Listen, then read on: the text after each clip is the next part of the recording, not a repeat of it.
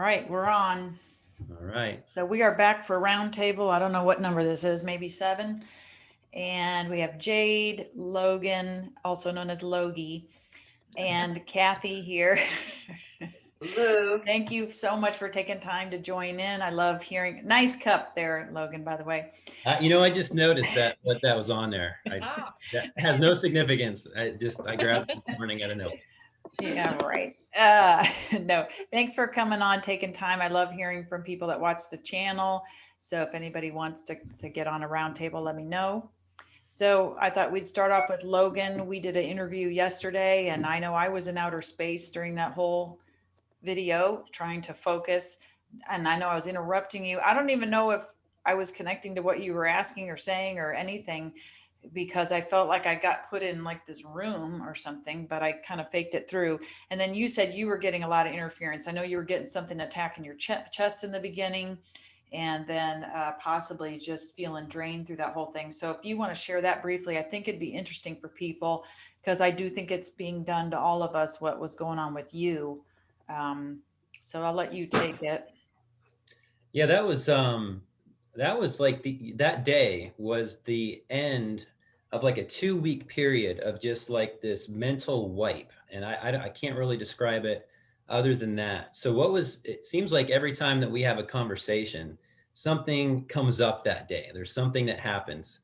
So later that day, I was taking my son somewhere, and he's never said this to me before, but he's like, Dad, when I was sitting outside earlier, I saw a UFO. And I was like, well, I'm asking him all these questions, to see if what he actually saw could be something like a UFO. So he described it to me in detail. He's like, he told me the shape of it, how it was moving. He drew me a picture of it. I mean, it was really detailed picture. And I was like, man, this is really interesting. And it just so happens the next day, it was like the first day in 2 weeks that I felt amazingly clear. So I'm not too sure what the significance of that is, but there's definitely something that is a correlation there with whatever this UFO was. And Wasn't it over your house? yeah, I saw it. Yeah, right over the house in the clouds. And then you had a massive migraine afterward. Oh, that day, after we talked, I got a really bad headache. It got worse and worse and worse. It was about 8:30. I was going to lay down and go to bed. It's like, I can't take this. But right around 9 o'clock, it started dying down. And by 9:30, I was like completely gone. And it was just a very big relief. And it happened to be the next day. I was like, oh God, it feels so good. I'm like, finally clear. Because I didn't know when that was going to lift or shift, and finally I know a did. couple people said they were listening to us and they were like zoning out and it was interesting, but they couldn't like pay attention and stuff. So It is interesting because I felt the same way when we were talking. It was like, I thought you made so much sense. I re-listened to that interview all the way through, and it made way more sense. I felt rewatching it than the actual experience of us talking, because it was kind of like this sort of like we were in this floaty space, and it's not like it was a bad space. I felt like it was a really great conversation. But you're right. It was like in a floaty space. And that feeling that I was feeling that whole time, it was like I was in the middle of an electromagnetic field is really what I felt like. It was like, what is this? I can feel the vibration. I can feel it on my arms. I can feel it everywhere. And I'm just not like clear. It's just so weird. It was yeah, just, it kind of pisses me off. But they were interfering and whatever. So we're going to talk about that more maybe and get into that. Anything else you can remember? Or... um, as far as that day, well, this is really interesting because one of our friends that's in our group, she does energy work and she's really in touch. And so she was testing to see what was going on. And she got this vision of, she said it's a dragon. She goes, it's a big dragon. She goes, no, wait a second. It's like a reptilian thing, but it's really big. Like she was testing this energy because she was testing what this block for 2 weeks was. And that's what envisioned, that's what came to her. And I was like, this is really interesting because a lot of times when I meditate, I'll get interfered with and I can see like very clearly to detail either gray or a reptilian. And there's different types of reptilians because I've seen different different sizes and different face shapes. So I know that they're there's different kinds. Like I've never seen one in person. I hear a lot of people talk about this, but I always keep things out of my scope of perspective or belief until I have the experience. But when I'm going into meditations and I'm seeing these things full on, I'm like, well, this is real to me now. And then my friend tests this and she's like, she doesn't really believe in these kind of things either. She just does energy, whatever comes to her, she'll say. And for her to say that, I was like, oh my goodness. So it makes me wonder, like, you know, the involvement of that particular species of being. Yeah, they don't want us talking, evidently. All right, Kathy, can you talk to us a little bit about your healing services that you do? Because I've experienced them, and I know every time I have a really off day emotionally, of course, I haven't had a lot of those lately with, because I'm been expanding my energy, but it's like, oh, I want to go to Kathy's house. So and you're doing a lot of things. You just read for us on the last video, which you probably haven't had a chance to watch yet. And you've been going in and helping me do some of this work in the astral, but you do your own kind of, I'll just shut up, let you talk. You do your own kind of healing. Well, first of all, thank you for having me on here. Oh, yeah. Happy Good Friday. Oh, that's right. It's Good Friday, oh, brother. Yes. So I'm Kathy Minnick, and I live in the U.S., and I'm an energy practitioner. I work with energies of my higher self and then of the higher self of the person I'm working on. I feel like your body naturally wants to heal itself emotionally and physically. I just feel like I'm just an energy conduit. Like, I don't have a health background at all, but I'm very open. So I feel like, and actually the work I do is so intuitive that every session is different. I mean, I could have a healing with somebody, and then the next week, that same person, it's a whole total different session. And I don't know how it works. I don't even care how it works. It just does. And what I noticed is my sessions, I used to do hour-long sessions, and I noticed that everything was happening in the first 15 or 20 minutes. So now I just do 30-minute sessions, and then you can schedule with me online at www.wellnessenergy.org, and you could do that. And I started doing this at my home, and a lot of people, they come to my place and they're like, what is, your house seems so like safe, or so, I mean, you've felt that. Everybody says that. It's almost like there's like this aura of relax, and I don't know. I just feel like I'm under the radar, maybe. And then I started doing remote sessions, not knowing how that would play out. And when I talk to people after the remote session, a lot of them, especially if they're in tune to feeling and seeing, will see and feel the same things that I felt in the session. So it works. I just don't know how. That's my skill. You're removing, like, because you've removed some things off of me. Things have come off like this black worm type thing that felt like AI. I mean, you see all kinds of things come off. And when you say higher self, I think you're talking about the being that you are outside of the whole virtual universe, outside of all the fake stuff. So higher self, for lack of a better term. I mean, we struggle with terms here, don't we? So, but yeah, very profound work that you're doing. And I've worked, of course, all these new age stores in different states and with all these healers and all this stuff. So, and oh, you're going to do Reiki? No, I'm very, very particular who works on me. In fact, it's almost no one I allow to work on me, just because of so many things I've gone through. But like, I have no qualms whatsoever about you doing it. In fact, when my freaking 15 minutes are up, I'm like, dude, come on, we need to do some more here. Well, my whole deal is get in, get out. Well, I mean, you feel so good. It's like, we're done. But yeah, and I really like to be under the radar. I mean, it's like yeah, I don't here I am bringing anything forward, but you know what? I never worry about that. I never have anything left or attacked or nothing. I don't ever. I guess maybe because I didn't grow up in that new age things. So maybe that's why I don't have that fear of it. I Yeah, don't know. could be. I All don't. right, so Jade is here with all kinds of fun topics for us, and then we're gonna just go on a, I don't know, a rant with all of them, or some kind of whatever, wherever it goes, we're just gonna go with it. So I think you have a starting point maybe, because I gave you zero direction. You did have a starting point maybe that you wanted to start with? Yeah, I think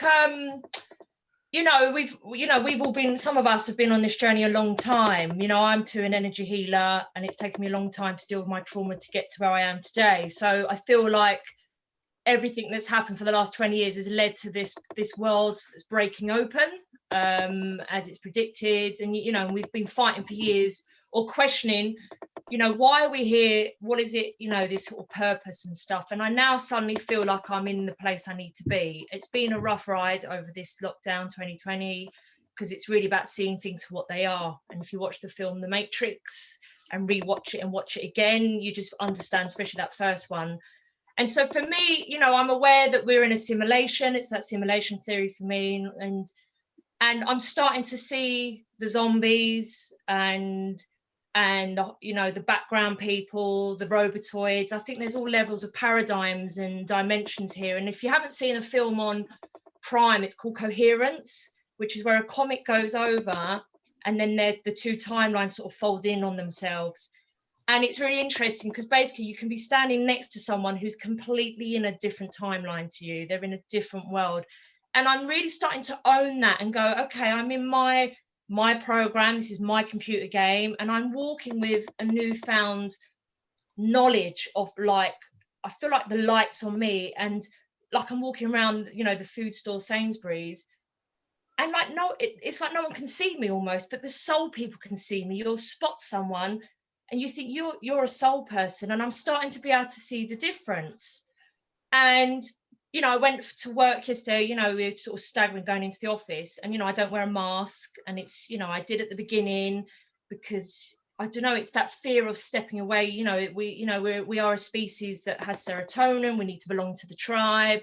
And my business is called Spiritual Gangster Tribe, because being spiritual to me has been savage, it's been dark, it's been messy, and you've got to stand in your power. And now is the time, and it's really evident that you're standing in the power, because you're the one out of 100 other people that has not got the mask on. And so for me, it's really late in the last few weeks. There's been a massive shift. Don't get me wrong, we're all experiencing a day of crisis. You suddenly have a crisis, but then you sort of get past it, and that's probably an attack. You're probably being attacked, and then you sort of come back into your heart. And I'm having a really sort of good experience out there of late. And I don't know if because the sun's shining in England, it's spring, it's rebirth, and there is shit going down. But I've really, I've cut out the news. The only time I'm getting wind of stuff is through people letting me know. But, our government is gaslighting us. We've got, you can go on holiday, you can't go on holiday, you can do this. And they're constantly moving the goalposts, which is really dangerous. And so now I'm just, as you say, I don't comply. And I'm now looking at colors. I'm starting to tune into my own psychic abilities, and I'm an empath and all that stuff. And I'm starting to look, and if I see beige, I know they're a robotoid or a hologram. So then I'm starting to see colors, or I can see color, but they've almost been encrusted. So like the soul's slightly in there, but it's the beige is crusted over them, the indoctrination, the false narrative. And so I'm starting to look at the world in that space. And I think people that have woken up in this time, it's probably really horrendous for them. And so if we're struggling, and we've been on this tip for quite a few years, well, my whole life, I always questioned the status quo. And for many years, I wanted to die because I just didn't understand this game. I was like, surely there is more to life than having children, 2.4, go to work, have a few holidays and die. I just never understood it. And now we talk about UFOs and aliens, and I can't believe that that's what we talk about. That is my normal narrative now and I'm really lucky. My whole tribe, my closest tribe, they've all, I was saying this stuff years ago, and now this is the stuff I'm talking about every day. But there's lots of people out there that haven't got that. They are the one amongst the robotoids or was Tony called them? Tony says it non-humans. No, we're the non-humans. So I think that was just sharing around how we cope, I suppose. Maybe that's where I want to go with this. How are we coping in this, in what's going on? And I think what it comes down to for me is about your integrity. And if someone is going for the jab and wearing the mask because they generally believe that's the truth, well, then you're dying truthful. That's your truth, and that's where you're at, and that's the program you're playing out.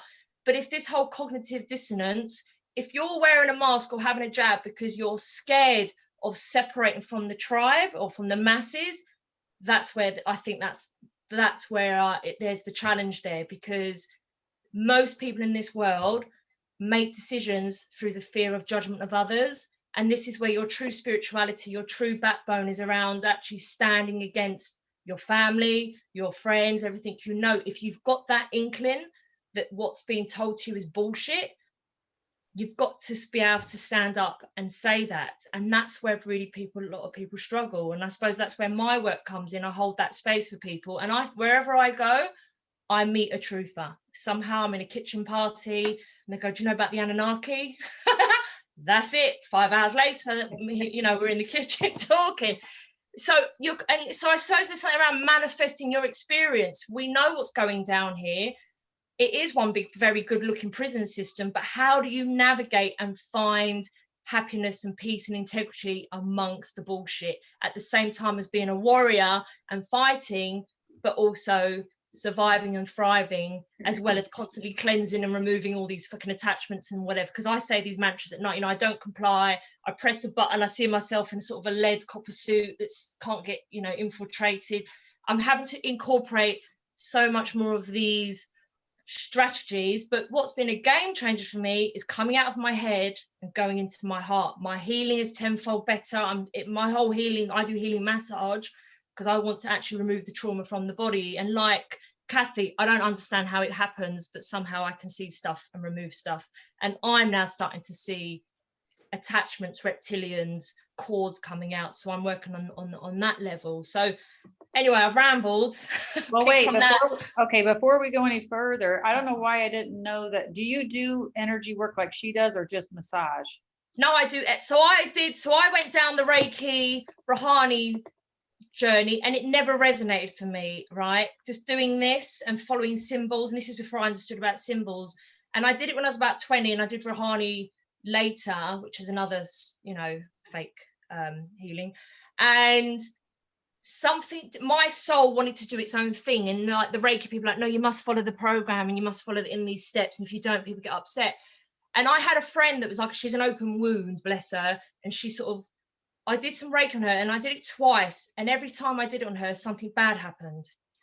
And so I'm very lucky that when I ask questions to the universe brings me answers. So then I started researching, and then I think I found Becky Barron, who said, yeah, it's another program. And when you study symbology and symbols, you then start to see the patterns in everything. And then I was like, actually, this doesn't feel, well, then the whole new age, that was the other thing, the new age bullshit. And I'm like, oh, of course, because I never resonated with the new agers. It was all so fake. And for me, spirituality was savage, because I had all sorts of things, attacks, you know, I've fought off all sorts of goblins and death and horrific things. And I'm like, that's not what I read in the New Age book. And so that's not what we're experiencing. So do you offer this professionally then, like long distance? Because we should give. So that's my next thing. Yeah. So it'd be lovely to talk to Kathy. I might have a session with Kathy. No, that's you spoke to me about that. And so I actually think that is the next thing for me to do, because now I'm actually found my sweet spot, and I trust the process and I see the results. Because for years I was in my analytical mind and just was like, is this right? Is this right? But now I've come out of my analytical mind, gone into my heart, and you can just see the results. You know, okay, so what's your website that people could go to? So it's www.spiritualgangstertribe.com. I think it's .com or .co.uk. And I'm on Instagram as well as Spiritual Gangster Healing, so you can find me there as well. Okay, so does anybody want to jump in any of that? Because if not, I'll bring up some of the things you sent to me that you wanted to talk about. I do want to add to what Jade was saying. I think though it was good that you had your Reiki training. It gives you a basis, and plus there's a lot of people that aren't woke up yet. And matter of fact, there's copy on my website. I mean, I don't talk in there about removing entities and darks and AI, because that would totally like freak people out. So instead it's, oh yeah, I'm certified in this, you know what I mean? And I feel like, and you probably too, that those people that are sent to me, they understand, or they need to, or there was a reason. I don't even worry about business on that aspect. I don't even worry about who comes to me, because I feel like their soul is going to come to me if they need it. I agree. Which is probably, so it's almost like I give you guys my website, and it's like, it says Reiki on there, but it's like, I don't even follow the steps either. And I've done the same. I've said I'm trained in Reiki and Rahani, but I've said I do my own style of healing. Right. So because for some people the Reiki, it's a buzzword that's in the mainstream. So if it gets them in, I then work with them, and then they don't need to know what I'm doing, because it's intuitive. And I'm, like you said, and I never have the same session twice. I never have the same massage. I love it. Love it. Interesting. Yeah, because I had somebody say you should be doing Reiki, and they attuned me or whatever it is, and I rejected the symbols because I'm like, well, I'm already doing energy work my own, but I use it because people recognize it. Same with psychic. Like, I don't like saying I'm a psychic. I don't think of myself as a psychic, but it's a word that people understand, so then they can come to you. But okay, so you have on here that you had experiences with the devil, Lucifer, and death. Yeah. And that sounds very interesting to me. Yeah. So maybe we could start there. Let's start there. I'll talk about death. So when I was so we did the Ouija board when I was about 30. Yeah. So I was 13, and we did a Ouija board, which felt like, it was the true spirits came through. But then I went off to this girl. Ironically, she was a very middle-class girl whose both her parents were psychiatrists or psychotherapists, but she was up to no good, sniffing glue, rebelling, and she was doing this Ouija board on her own. And I remember thinking, I don't think that's right. I've always thought you needed to have two people, And we did the Ouija board, and I had a granddad that was had tried to groom me as a young girl, and I'd kind of got away from it without really saying. I don't think I said anything to my parents at that stage, and I was worried about he was going to do something to my sisters. And so we did this Ouija board, and I instantly knew. And he said to me, the spirit came through and said, yes, my granddad was going to do something to my sisters. But I instantly knew it was a lie. Now, for anyone that's seen the film Chitty Chitty Bang Bang, there's that child catcher in it. That is the way I would describe. That's what I felt attached itself to me. And this is like I'm 13, 14. And this is before Google. You didn't have anything about this stuff. I have come from we did the tarot cards, but a sort of staunch Catholic background. So that was, we didn't talk about this stuff. Anyway, I go home, and I'm starting to walk home, and I remember it was like, I'm sure it was springtime, but I suddenly felt like a coldness, and I thought, oh my God, I could feel this child catcher spirit attached to me. Got home, and within my bedrooms, I've got sort of memory loss around it. I lose time, but I think it's around a 2-week period. My room was really cold, and it couldn't get into my room. And so what started to happen is I started to get scratching in the walls. So I'm 13, 14, and I'm like, what the fuck is that? And I'm sitting up so just as I'm falling asleep, scratching in the walls. And so then I fall asleep, and so I'd go to school, and I had this dread hanging over me for a couple of weeks. Now, I don't know if you've seen the film Salem's Lot, which is that horrific vampire film with James Mason, I think, right? So my worst fear is vampires, and now I know why. Now we know about vampires. So I got tapping at my window, basically. I got scratching, tapping at my window. So basically, it was trying to get me out of my room. It couldn't get into my room because I think my spiritual family are there. And I instantly knew that was death. I just thought, that's death at the window. Anyway, I did leave my fucking bedroom and went to my sister's bedroom, which was next door. And they had these massive bunk beds. And I got into this bed, and I had my head to the back of the door, and the door was open, and the hallway light was on. And I laid there, and the only way I can describe it was the Grim Reaper. It just stepped forward, put the shit through me, then stepped back, and then I felt everything lift. I thought, it's gone, it's a warning. And years later, I was about 17, I had a reading with a guy. He said, I didn't even have to say anything to me. He went, holy fuck, you did the Ouija board and you had death. Sorry, you had death come to visit you, and it gave you a warning, and it couldn't get into, the death couldn't get into your room because of you. I've got 5 quite close spirit guides, and it couldn't get in. So that's what it was doing. So fast forward many years later, what was I, 34, and I tend to have these robotoid boyfriends come to me, and when I finish with them, I tend to have this spiritual awakening. Anyway, I went for a really bad time. I split up with this boyfriend, and I got quite angry, and I remember saying to my mum, I feel like I did it when I was a teenager, and now we know that when you're a teenager, things infiltrate you, you know, it's not your energy, they're in there using you. And anyway, I was doing a writing course, and I wrote about this story. And lo and behold, what tapped at my window? Like tapped at the window, and what I felt like it was saying, we're still here whenever you're ready, like we're still here. And I went, and I was going through such a bad time. I had a fight in the chicken shop, as one does when one's very pissed and angry. And I had all these really bad things happen, and then I had that tap in, and yeah, death, you know. And also at that same time, I had an experience where I was in the bed, and it's the same period when I was 34, and I woke up to being bitten by a sorcerer.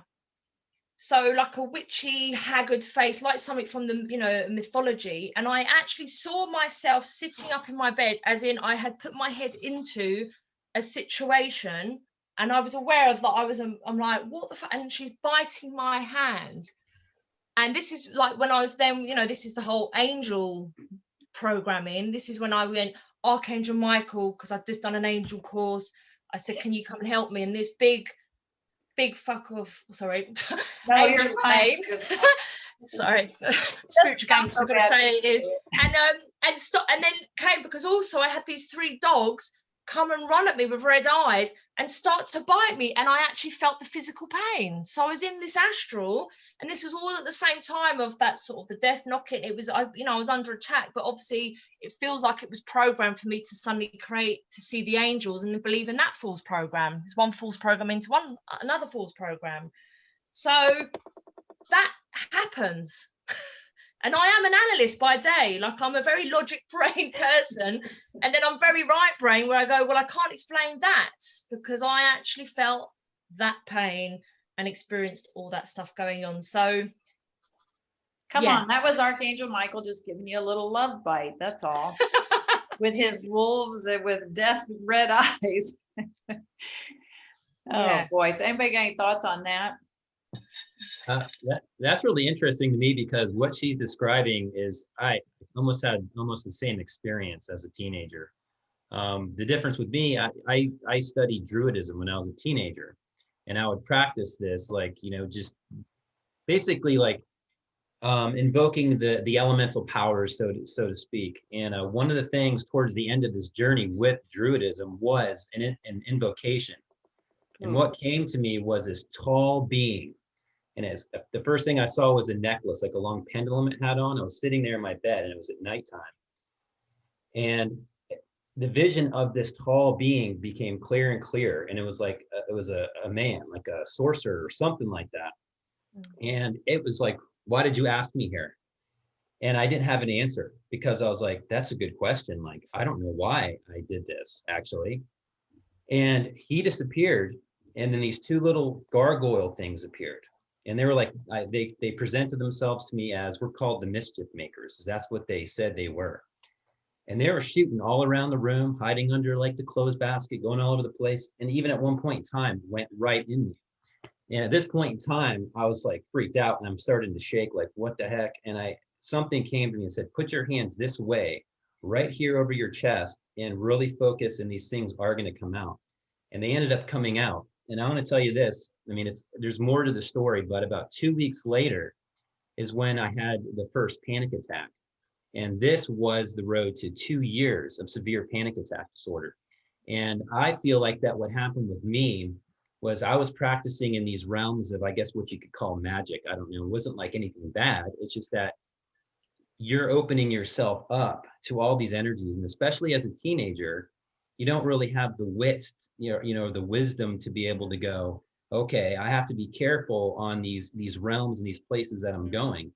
I became more egotistical rather than more, conscious of what I was doing. My ego just went really huge. I kind of really felt like, holy smokes, I kind of felt like I know it all, kind of thing.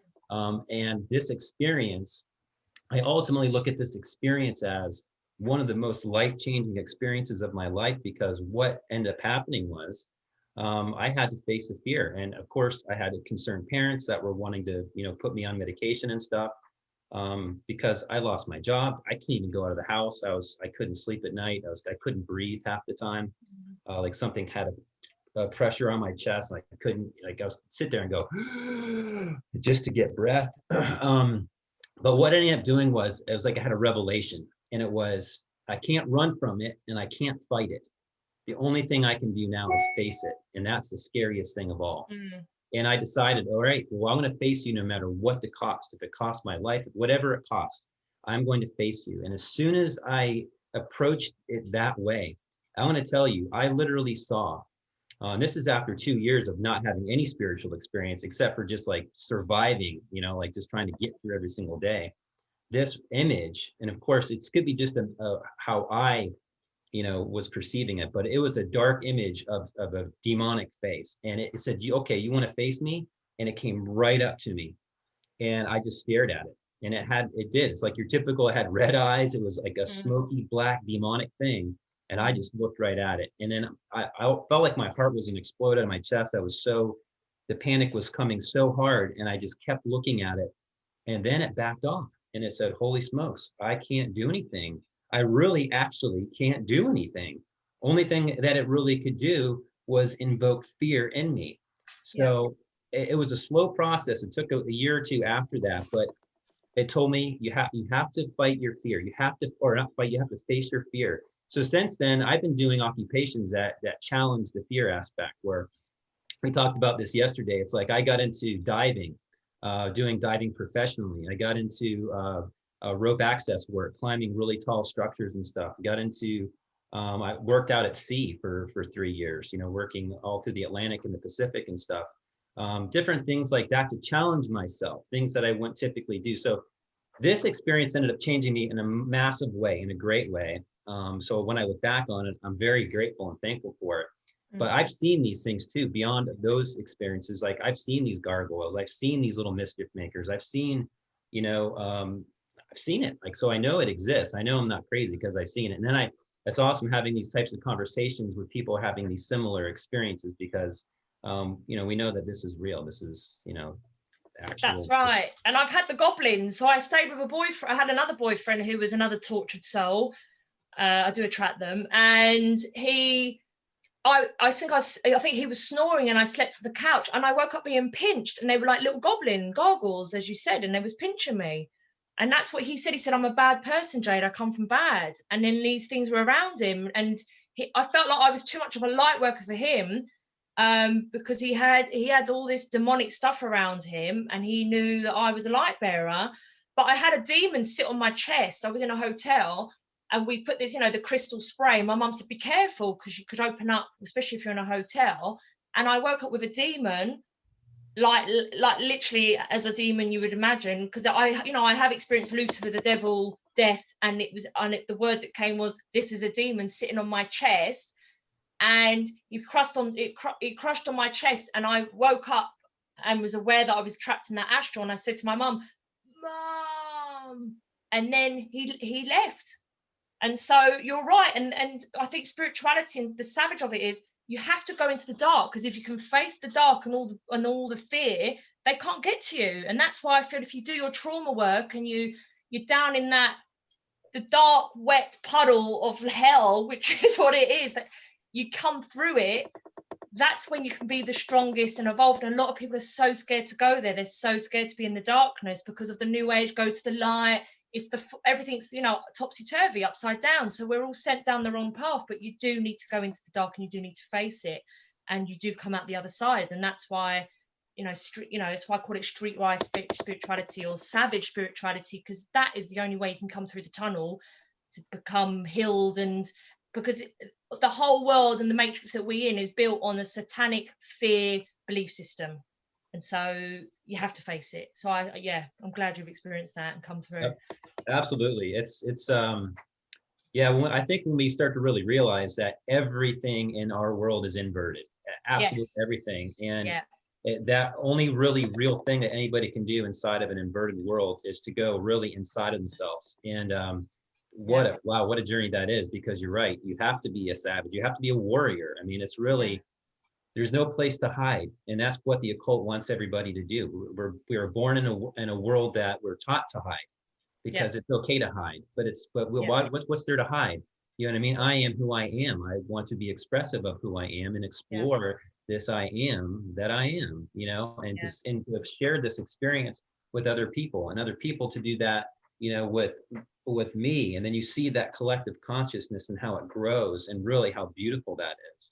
And it's, I don't know. I see the world going that direction at some point in time. I see it happening now. But I tell you, when I go out to the stores, man, I'm like, ooh-wee. I call it zombie land. I'm like, all right. Well, yeah, because I watched all them films. I watched. I'm hungry for. When you know what you're looking for, I hear things in films, I see things, and what I do is I watch a lot of stuff to look at the patterns. And what I'm trying to do is find the truth, because I think there's a lot of false truth in every narrative, in the conspiracy world, in the truth. You've got to find something that mirrors what you're experiencing. So I look for it, and you go through films and stuff, and it's the same. It's looping, isn't it? The history repeats itself. It's the same message. It's the baddie, it's the goodie, it's the savior. It's archetypes. We live in a world, and once you see it, it's so predictable. Everything's so predictable now. I'm like, oh, that's predictable, and you know how that's going to pan out. And the zombie apocalypse, when we all had the mask on, I was at the gym when we was allowed to go to the gym, and everyone's there with their phone with a mask on, like the zombie apocalypse. And I was just like, wow. And because what they're doing is they're doing the subliminal programming. They're prepping us, aren't they, for what's coming? And if you watch the Black Mirrors on Netflix, they're horrific, because it's coming, if not already, it's here.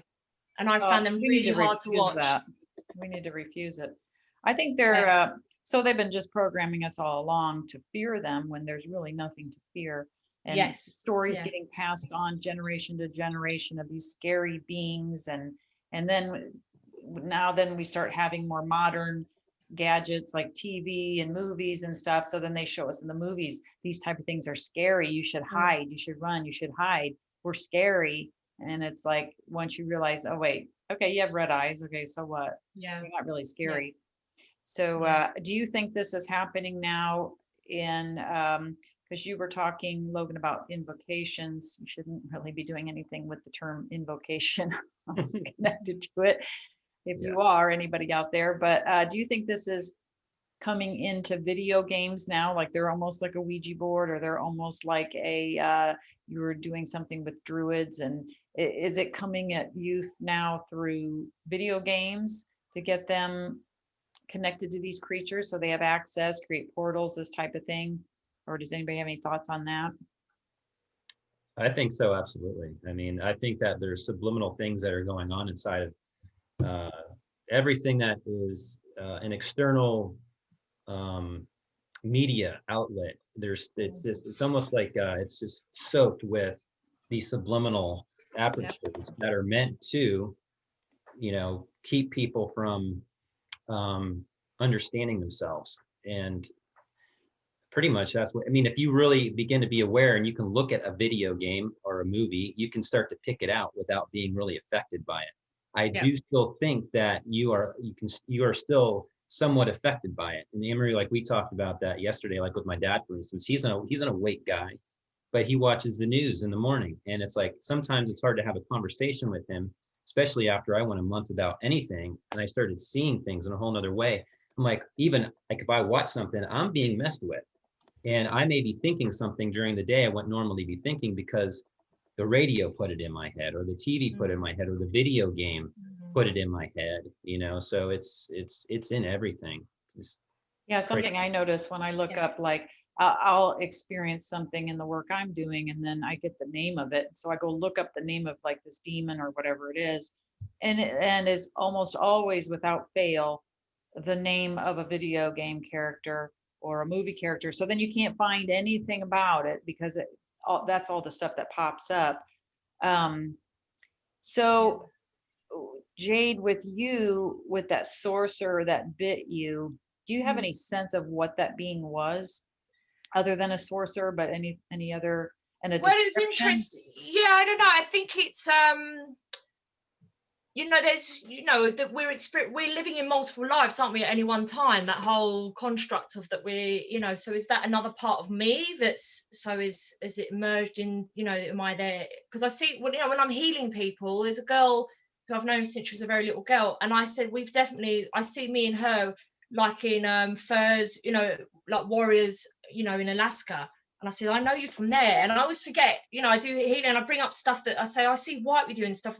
So I think we are experiencing, there's souls that are here as well that, but we connect, and I think I was watching you and Logan the other day, and I thought Logan suddenly felt very familiar to me for the first time. And I've watched you guys a couple of times. So suddenly it's like, actually, I feel something from somewhere else is coming forward into my mind.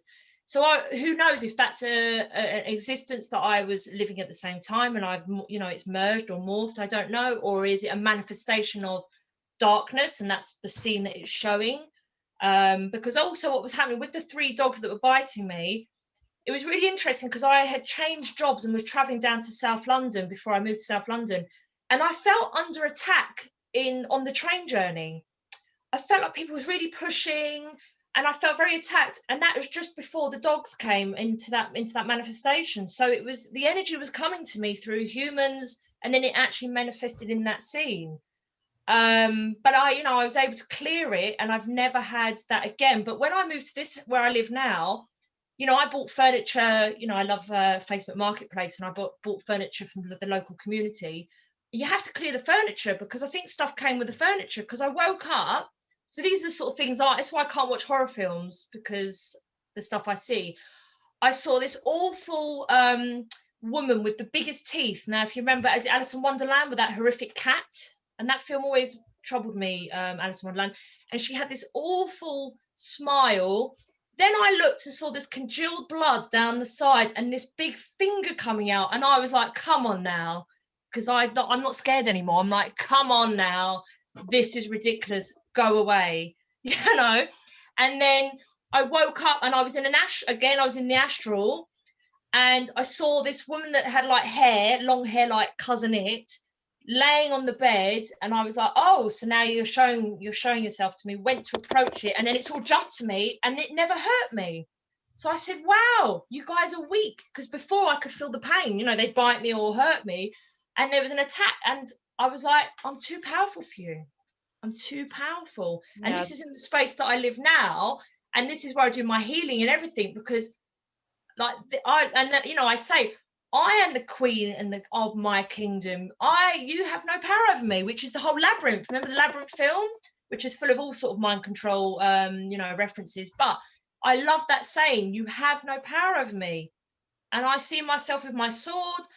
I don't even have to do that anymore. I don't even need tools. It's almost like this whole space is my energy. And that's almost now, I've said it so much that I believe it, that I'm actually now going out and I can see myself as the alchemist and the magician. I can throw light and I can see people light up and I can have conversations. And I'm walking around with no mask, and people are there with their mask and they're talking to me. They're not like, oh, they're like having conversation with me. So it's the power coming out of your hands. It's literally like She-Ra or whatever, just like send you love. And so these things that have tried to attack me, I almost feel actually, as I'm talking aloud, they're showing me my higher self or my inner self.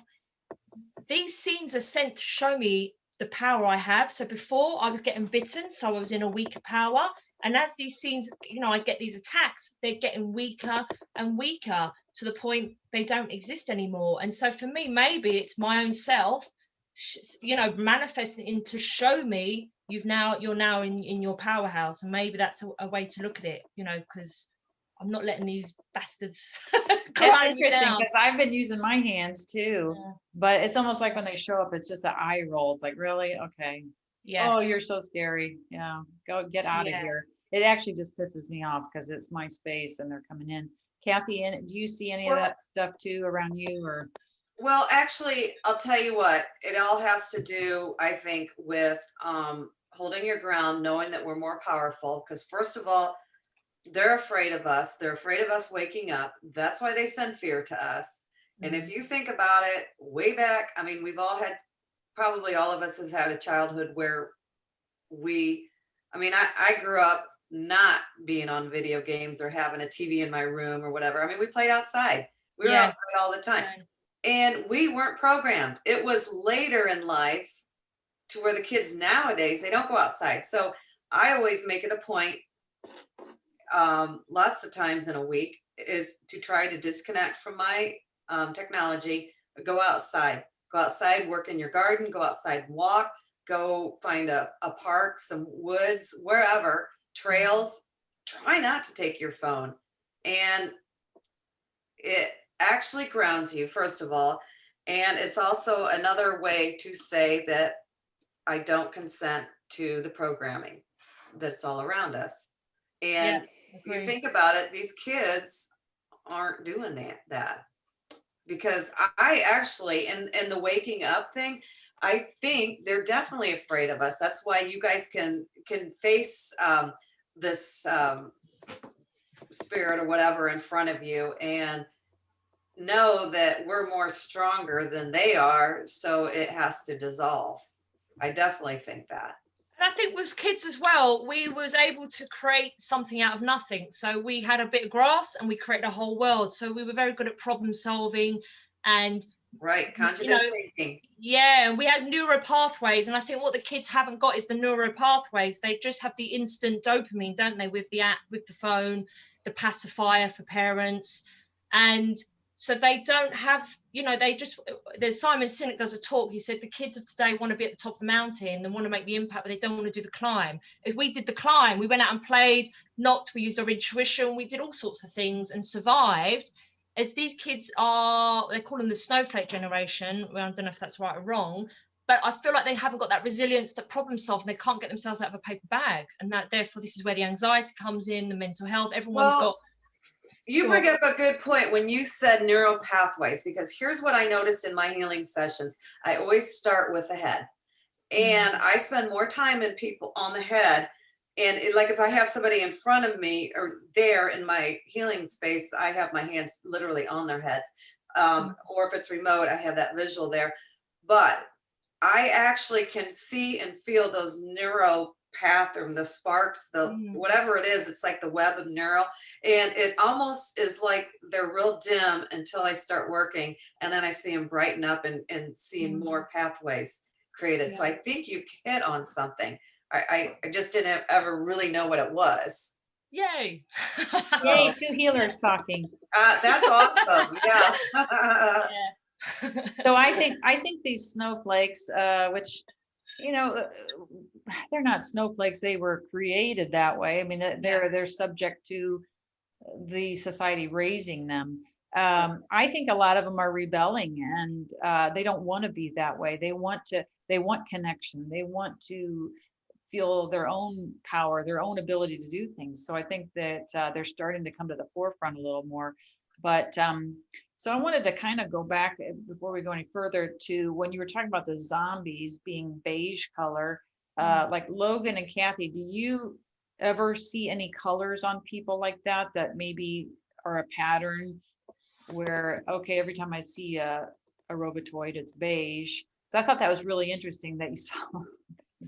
I don't see I go like that's like beige on beige on beige. I almost want to go crazy, like a color scheme. It's like, no. So I have all these colors in my house, but and Kathy has such a colorful background there. But I'm just interested if either of the two of you ever see colors with robotoids or with particular types of people. I think it's more of a feeling for me. I just know.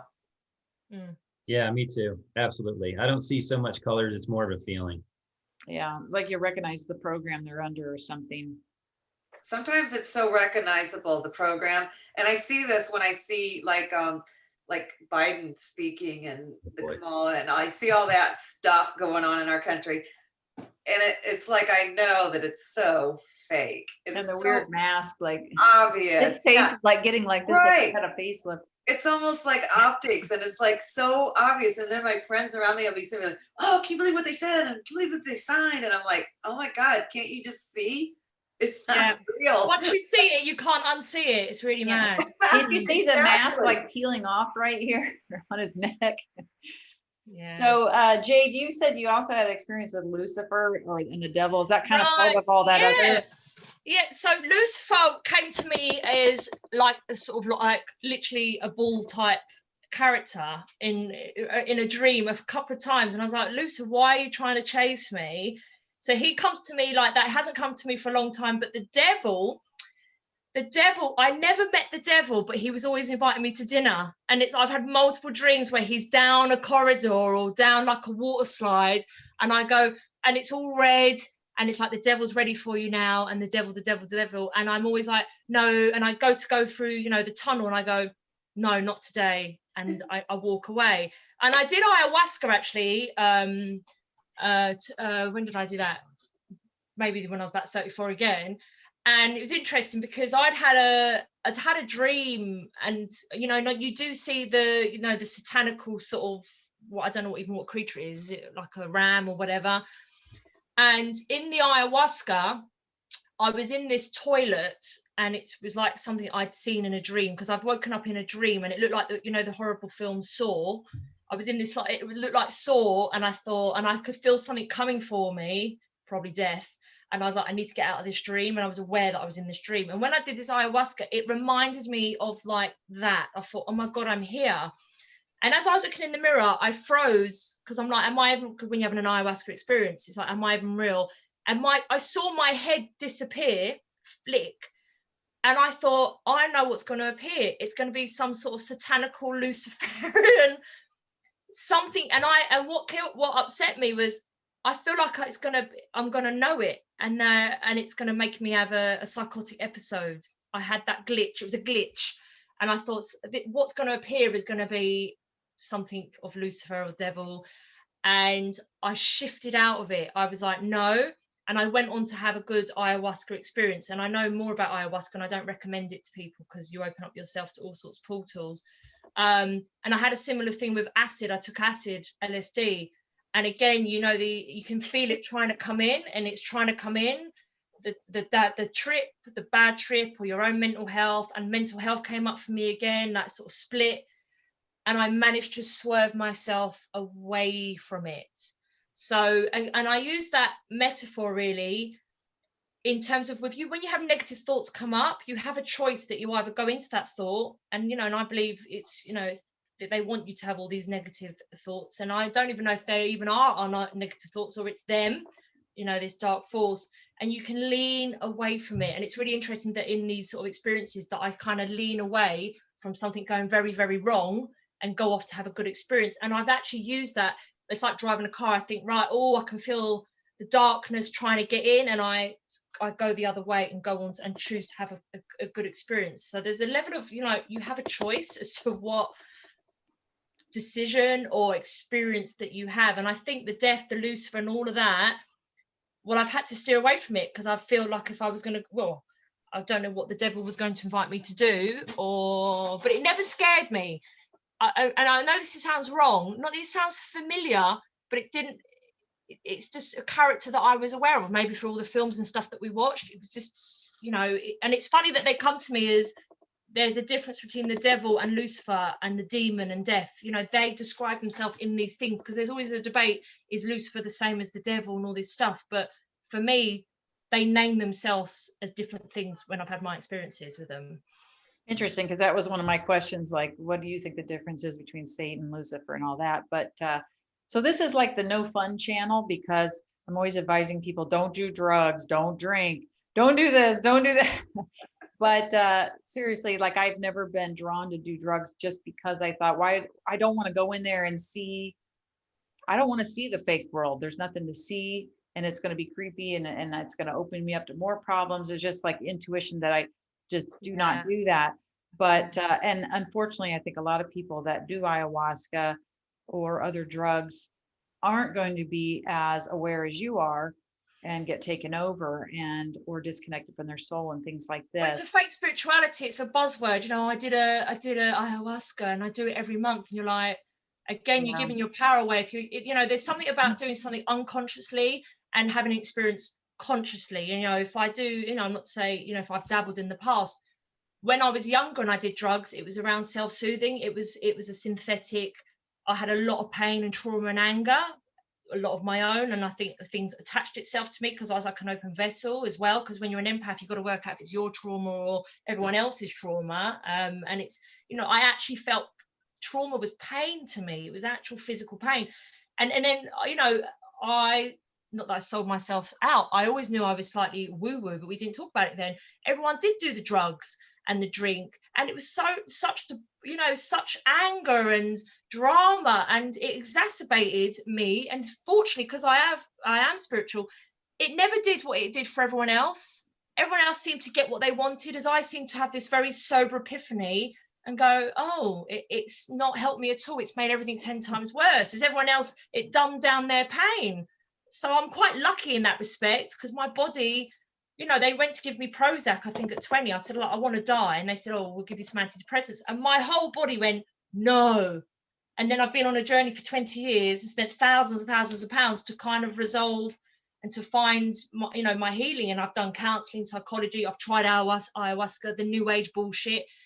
And I've really literally gone round the world to go, I kind of had all the answers, but I had to go on that very long journey to say, I kind of knew it all.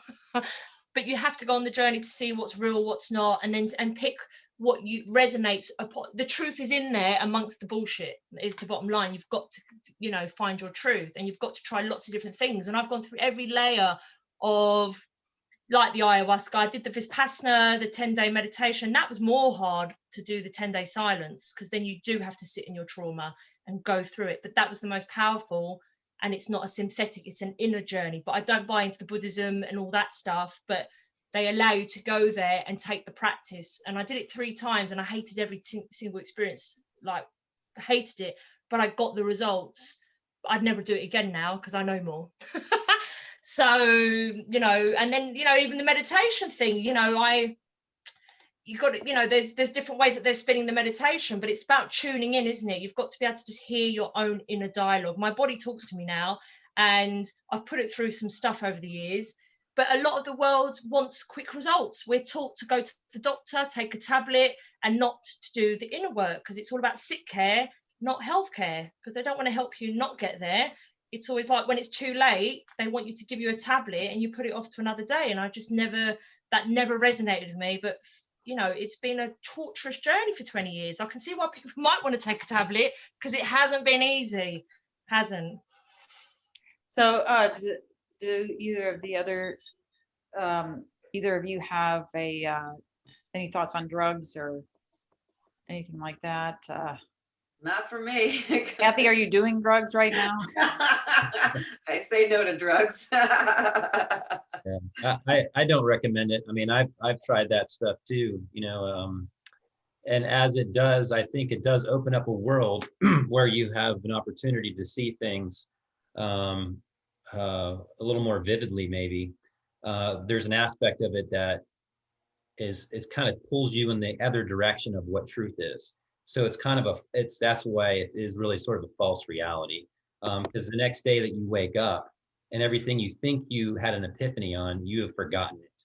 It's not there with you. Because how can you carry something with you that you've experienced unauthentically?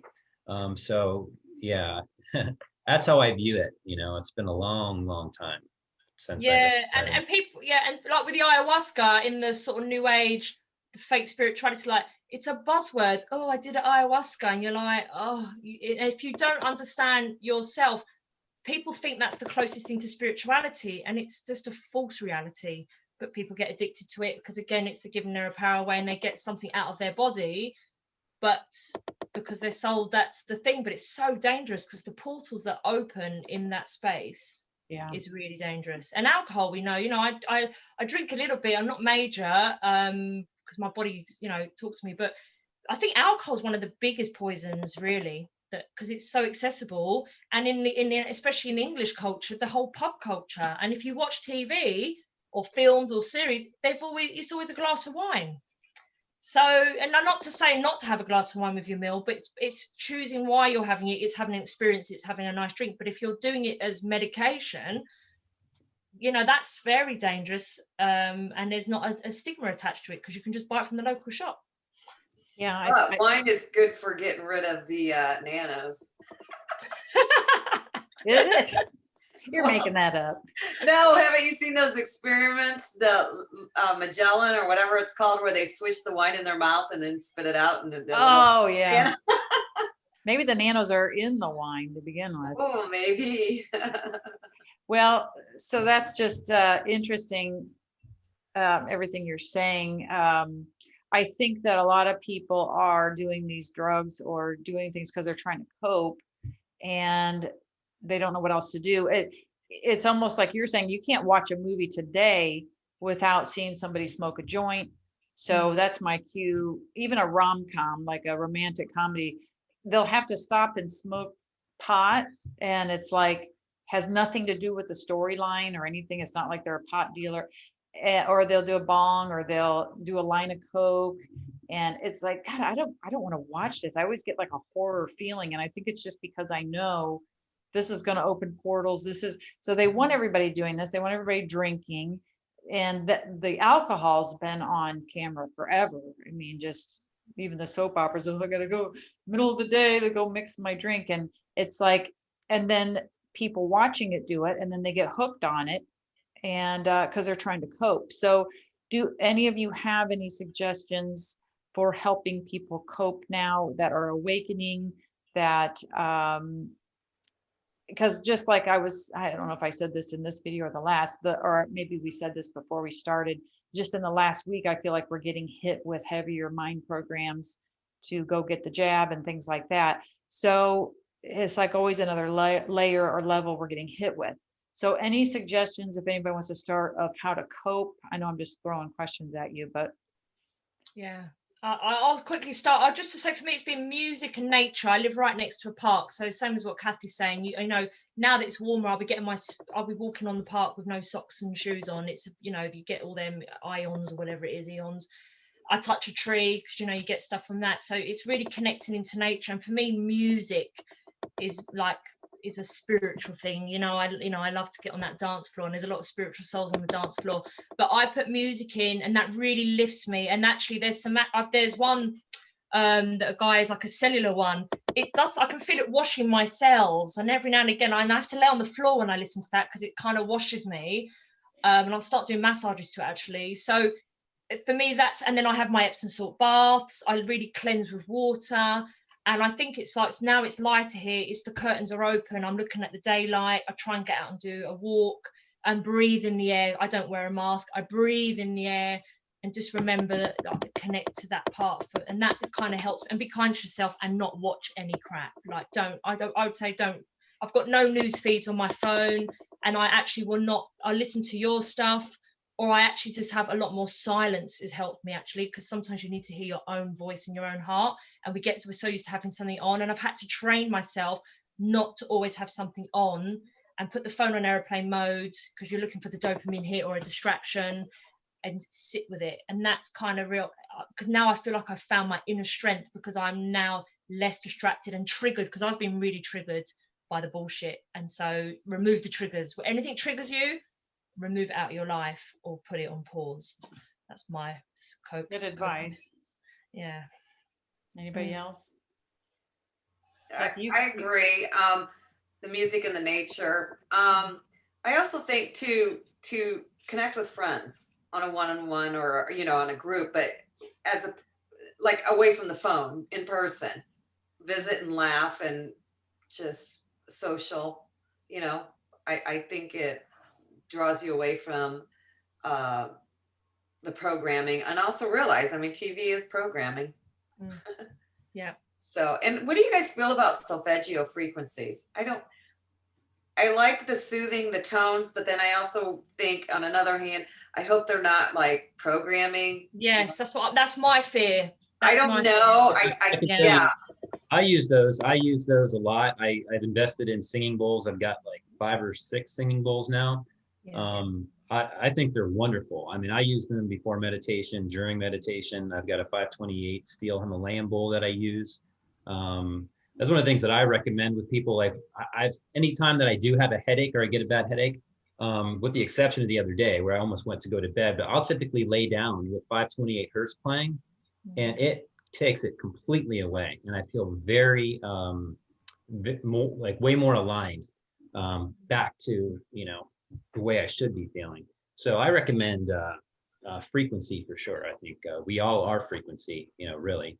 So if you think those UFOs are causing the headaches, of course, that's me jumping to that conclusion. But I know, like Kathy and I and Sam, when we've gone into astral to do these battles, sometimes we use sound frequencies when nothing else works. So I'm wondering if you're interfering with whatever they're trying to send to you with that 528 hertz.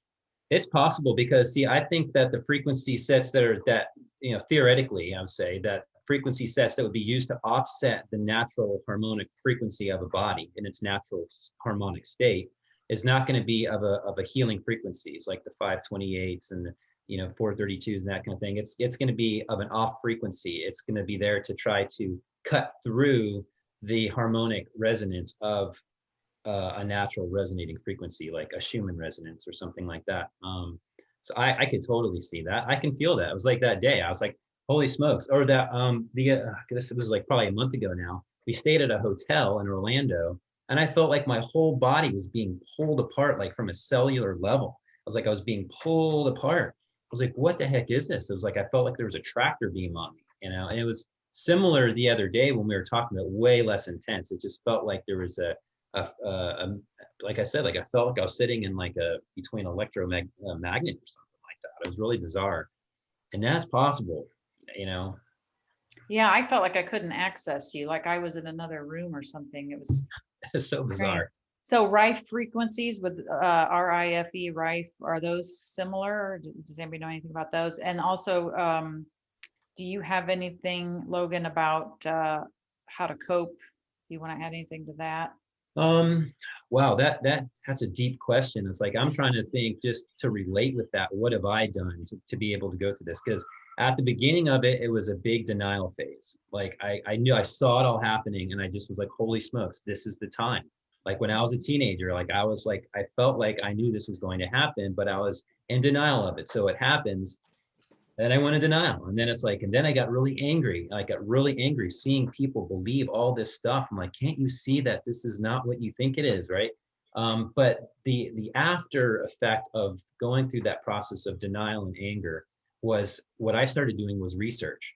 And I found that really interesting stuff. Like when you look at the etymology of words and you research the language that we're speaking, it's insane. Most words that we use are spell words. And if you research them and you go back to the origins of it, you can see exactly what it means. So we were talking about the neurons and stuff firing and creating new neural pathways. This happens when we educate ourselves and we actually stop listening to what the JB says, or just listen to the TV and stick it in your head. Like that's the mind control. So when we start researching and looking at the origins of humans and the origins of words and the things that we're saying, you start to generate new neural pathways, and that is so exciting. Like you'll start to feel a purposeful feeling because you are actually using your logical brain. You are now expanding your own consciousness through yourself. It's a wonderful feeling. I recommend just research, and that's how you can do it. Start with words, start with a book, and then look at where the author got their references from, and research that author. And the next thing you know, you'll start seeing things come into your life, different people that have done the research, and then they'll offer their stuff, and there's a whole beautiful world in the field of knowledge, and you'll never know everything, but there is just this huge field there. And I found that personally, I started really getting excited when I started really researching stuff on my own. That's on more of a mental level. On an emotional level, I recommend meditating. It's like, that's one of my, I don't know, most deepest and direct ways of coping, because I find if it's a headache or I'm having anxiety or I'm having anger or something like that, I'll find different ways to meditate, whether it's with, like a 528 hertz, or it's, just whenever it comes to me and I can, I'm going to lay down and go into a space where there's no thought, there's no thinking. It's just this inner, just the inner me, the heart of what I am, and that is it's very healing. It's a very healing thing to do. And you find that you come out of it with a stronger purpose, and without feeling so angry at everything or depressed or, I know what it's like to not feel like you just want to get out of here, but when you apply what these things are and you become excited to be here. You want to keep on going. You want to like, wow, this is actually really, really something else. You're right, and I think you've got to look for the miracles. And like, for me, kindness is my drug of choice. It gives me the best feeling to show kindness. And when you go on your spiritual journey, you have to fight off arrogancy. I remember being very arrogant when I had these epiphanies, and I was like, oh God, I know it all, like you said, Logan. And then where I've got to now is I'm very humble. I haven't got to, number one, make people believe, because people are on their own journey. I look at people with compassion. I'm kind of trying to stay neutral, as in I don't want to be the programming that I'm fighting against by sitting on my soapbox going, I've got it. I kind of know I know nothing, if you know what I mean, but I know loads, because Logan, I've done lots of research to find, to me, it's all about patterns, look for the patterns, which is, I find fascinating. And I try and be really neutral, and I think because I don't have strong, and I'm someone that's very black and white in my early days, love you, hate you, then that's how we spoke where I grew up. And I've kind of come to a place of neutral.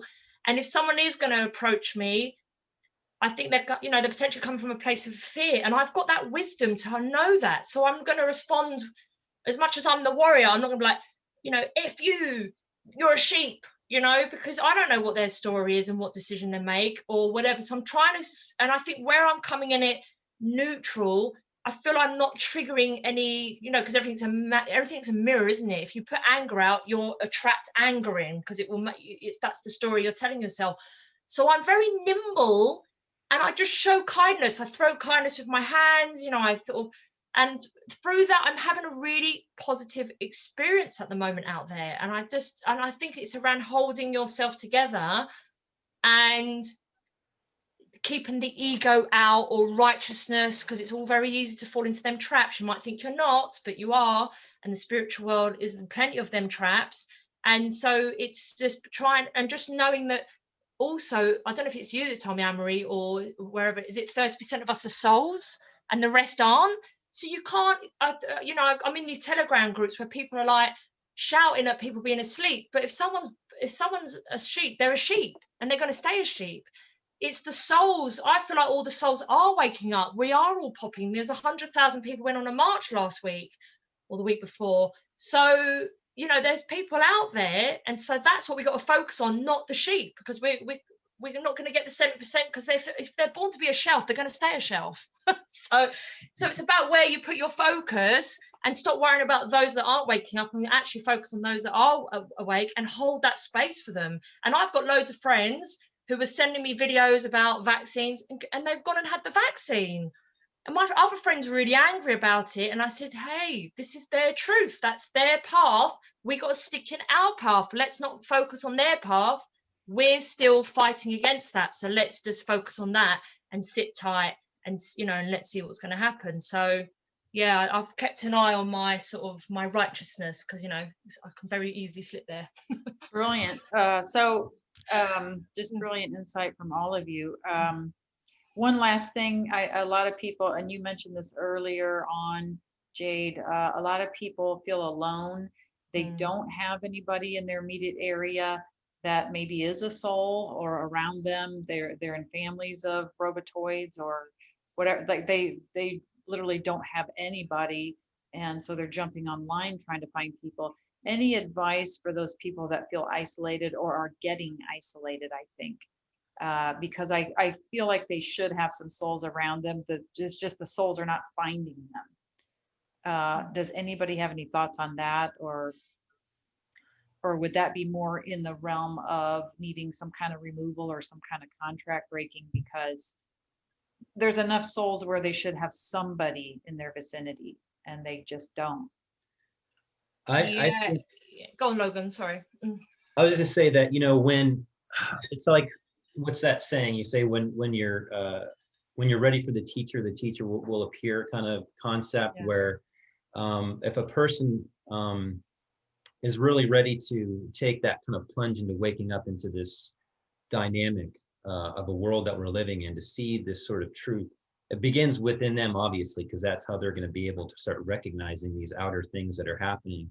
But I feel like that it's just that really initial desire or that choice that you make to go, I really want to be involved with people that are seeing things in the way that I'm seeing them, and I want to learn more. I think just by having that intent, you'll start to begin to attract these people, whether it be online or, you know, watching your channel, reaching out to you or any one of us, or however that may look. Like, I know personally, I'm open to anybody that wants to reach out to me that has any questions or like even just to talk, because I'm all about people on the soul level that are waking up and to really explode out of their shell and really become the full expression that they're here to become. And that's what I want to see. That's kind of, I feel most passionate about that. And if somebody's on that level of getting there, it's like, you can do it. It's like, just start, have that intent that you want to, whatever that looks like. It's like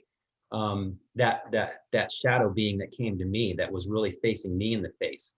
You know, that was the biggest moment probably of my life, where I could have ran from it or I could try fighting it. It was, no, I'm going to face this, whatever it looks like. It's that time, that choice that you make to put on that warrior suit, that courage, and to go into and explore that darkness, you know, because there is a massive amount of light in that darkness, and that light is the souls of people, and they're out there. So anyway, that's my input on it.